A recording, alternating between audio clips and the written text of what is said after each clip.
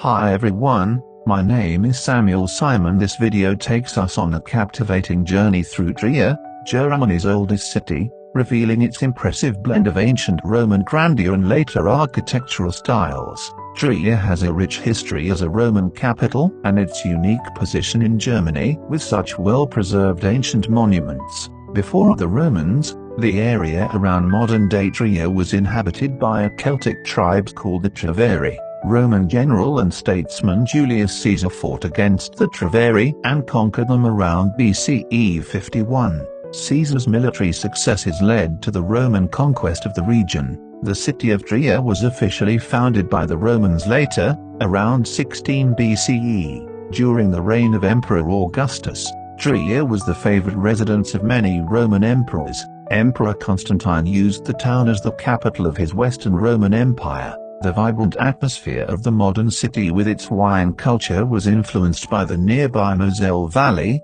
renowned for its vineyards. Trier is a city that beautifully blends its historical past with a lively present. Our tour begins at the magnificent Porta-Nigra, a colossal Roman city gate dating back to the 2nd century AD. The name Porta-Nigra means Black Gate, referring to the dark color of the weathered sandstone. It served as the northern gate of the Roman city of Trier. Built around 170 AD from grey sandstone, the Porta-Nigra is the largest Roman city gate north of the Alps. The stones are held together by iron pegs instead of mortar. It is a unique structure, combining fortification features with palace architecture. The gate was never fully completed. In the Middle Ages, it was used as a church. Napoleon later ordered it to be restored to its original Roman appearance. The Porta-Nigra is a UNESCO World Heritage Site. Its sheer size and well-preserved structure immediately transport us back to the Roman Empire. Next, we are led to the Hauptmarkt, meaning the main market square, the vibrant heart of Trier city. The charming medieval buildings surrounding the square and the lively atmosphere with its cafes, fruit stands, flowers, painted facades, and fountains is a unique experience. This is one of Germany's most favored marketplaces. Its centerpiece, a market cross from 958, with an ancient Roman pedestal, celebrates the trading rights given to the town by King Otto the Great.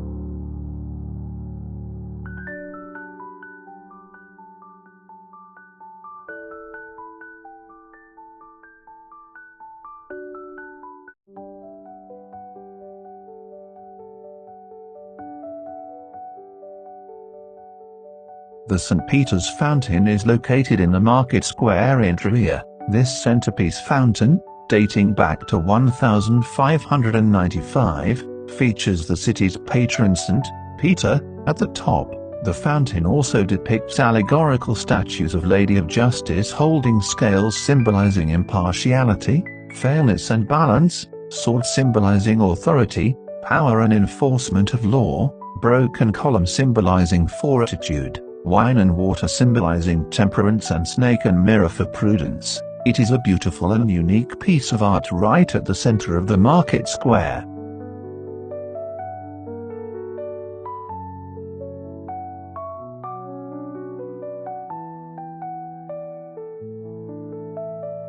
As we continue our walking tour, we come across an impressive bronze statue of Karl Marx, the famous philosopher and thinker, 350 meters from the market square. It is a grand statue befitting his role in world history. The statue weighs 2.3 tons and stands 5.5 meters high. The statue stands on a stepped platform with a bronze plaque. Nearby the statue, the city had placed an information board with a photo of Marx and acknowledged that Marx was a son of Trier. The statue was a gift of the Chinese government to the city in 2018, commemorating the 200th birth anniversary of Karl Marx, who was born in the city of Trier on the 5th of May, 1818.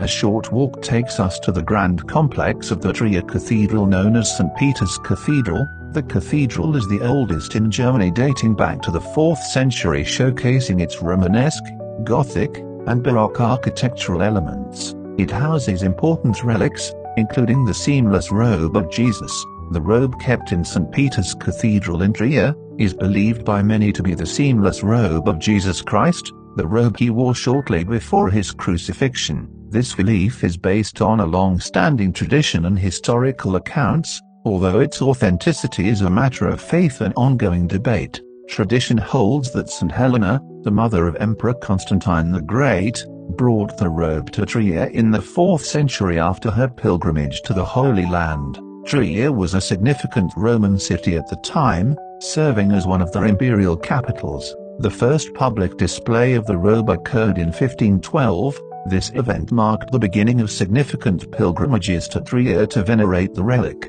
Over the centuries, the robe has been displayed only on rare occasions, drawing hundreds of thousands of pilgrims. The last major pilgrimage was in 1996. Since then, Holy Robe Days are held annually, but the robe itself is not visible. The robe is usually kept folded in a holy container within the cathedral and is not directly viewable by the faithful under normal circumstances.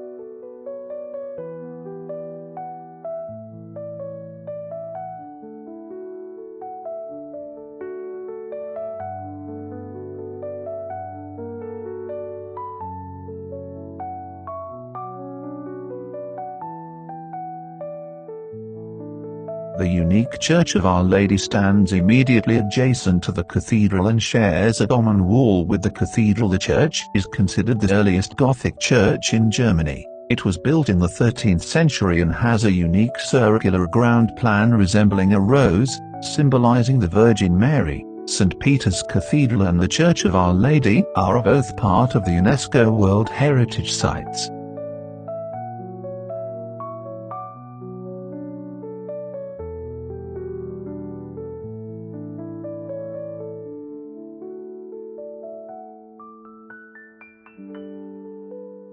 Nearby is the striking Basilica of Constantine known as Aula Palatina, a massive Roman audience hall built in the 4th century. Its original purpose was Emperor Constantine's throne room and its current use is as a Protestant church. Its remarkable size and historical importance is truly significant. The building was damaged during World War II and reconstructed later without the old historical Roman interior decorations.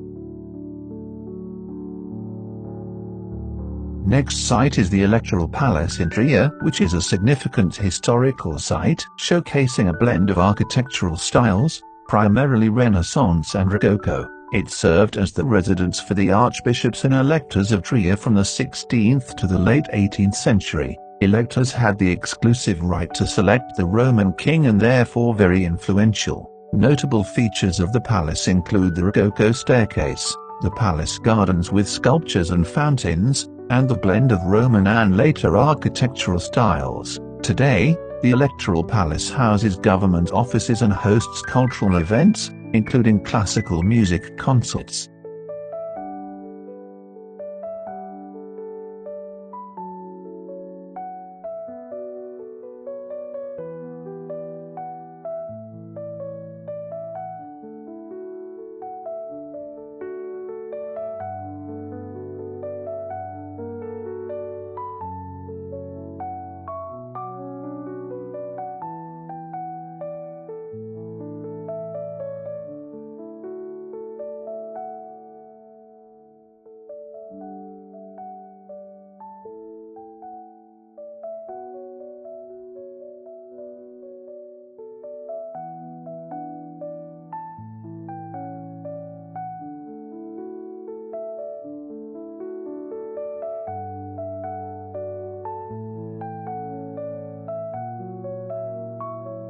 As we walk along, we see nearby the Trier Imperial Baths. It was a vast Roman bathing complex constructed during early 4th century AD. The scale of these baths, once a significant social and recreational hub for the Roman inhabitants, is extremely large. We see the remaining arches and underground tunnels, imagining the bustling activity that once filled this space. They represent one of the largest Roman bath complexes north of the Alps, demonstrating the grandeur and influence of the Roman Empire even in its later stages. Construction began around 300 AD under Emperor Constantius Chlorus and continued into the reign of his son Constantine I, who frequently resided in Trier. However, the baths were never fully completed according to their original ambitious plans. Despite being unfinished, the remains show the typical layout of a large Roman imperial bath, including hot bathing hall, warm bathing hall, cold bathing hall with a large pool, exercise grounds, a network of tunnels used by staff for heating, water management, and other services.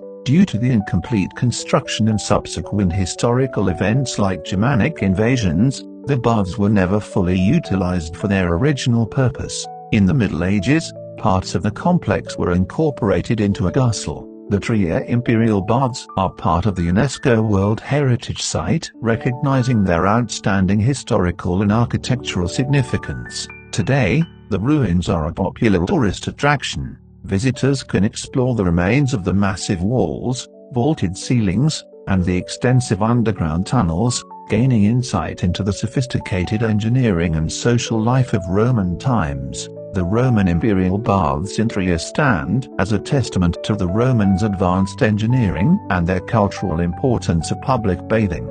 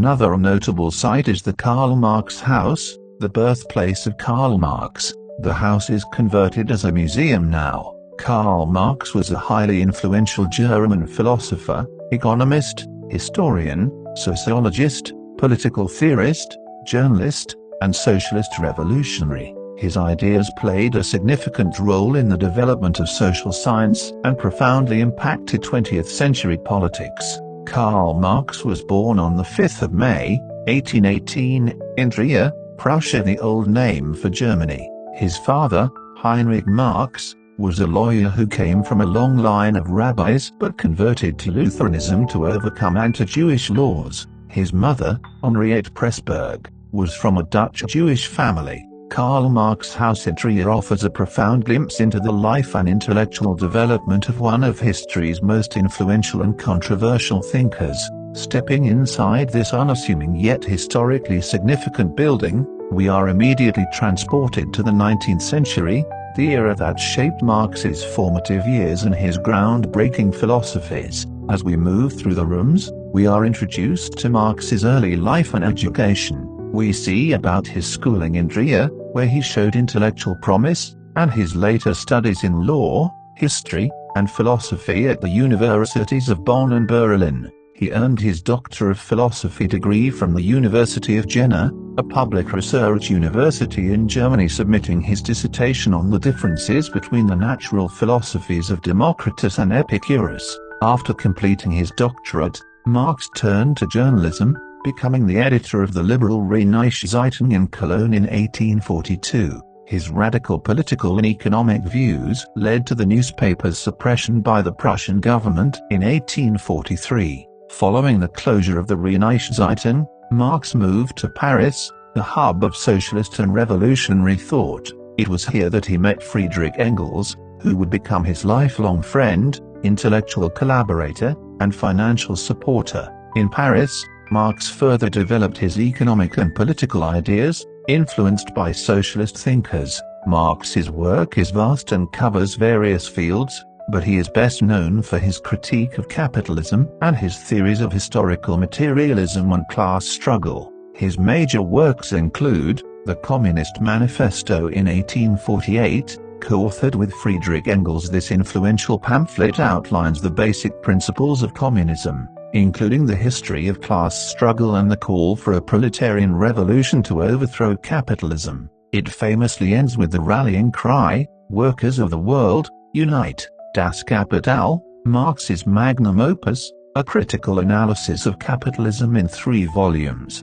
Volume 1, published in 1867, examines the process of capitalist production, the exploitation of labor, and the creation of surplus value. Volumes 2 and 3, published posthumously by Engels in 1885 and 1894, deal with the circulation of capital and the process of capitalist production as a whole, including the formation of profit and the laws of capitalist development. Marx's work provided a theoretical foundation for various socialist and communist movements worldwide, and continues to be a subject of intense debate and analysis in fields such as economics, sociology, history, and political science.